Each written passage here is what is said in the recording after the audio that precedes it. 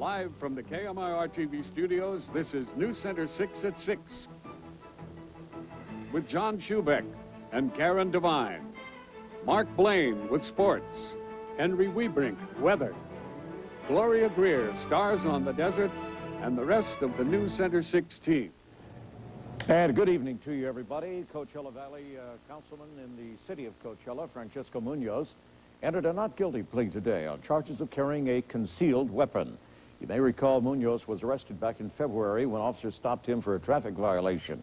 They say they noticed a gun. Munoz says the weapon was for protection. He said his family was burglarized months earlier. He also said that although he was not licensed to carry the gun, it was not a concealed weapon as the allegation suggests. Based on my discussions with my client and my review of the police reports, it appears to me that Mr. Munoz is not guilty of the crime he's charged with. So we expect to show that later on. Pre-trial for Munoz is set for May 15th. It's been 20 years since the end of the Vietnam War, and yesterday marked the 20th anniversary of the fall of Saigon, when the last Americans and many South Vietnamese were evacuated from the city. Here in the valley, a local Vietnamese-American woman remembers those final days when she and her family fled the communist takeover. Jenny Dean has her story. Tense the last week, because everybody knew that we were losing the war. The last week of April 1975, Ian Rist was working for the U.S. State Department in Saigon. And in the last few days, we were ordered to type up the name of a lot of Vietnamese doctors and pharmacists to help to get them out. With the North Vietnamese ready to invade the city, many of her U.S. co-workers had fled the country. She was left virtually alone to process the names of fellow countrymen seeking to get out. She worked day and night, dropping to 76 pounds as she compiled a list of those to be evacuated by U.S. airlifts.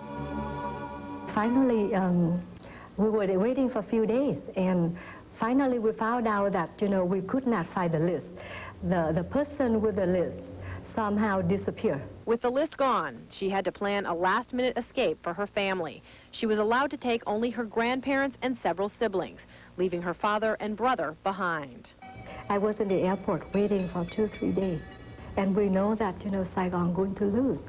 So anyway, and on top of that, when we hear all the screaming and yelling with U.S. Marine with a gun, but at the last minute, everybody already stepped from the bus to the airplane. I still feel like I want to go home and look for my brother. But the Marine was right behind me, and he used the gun and pushed my back. So I stepped right in the airplane, and they closed it.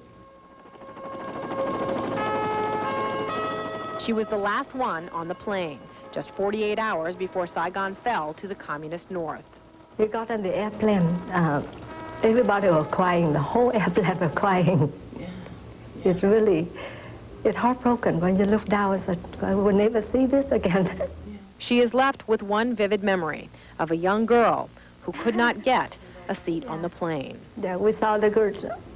I'm sorry. Do you think about her?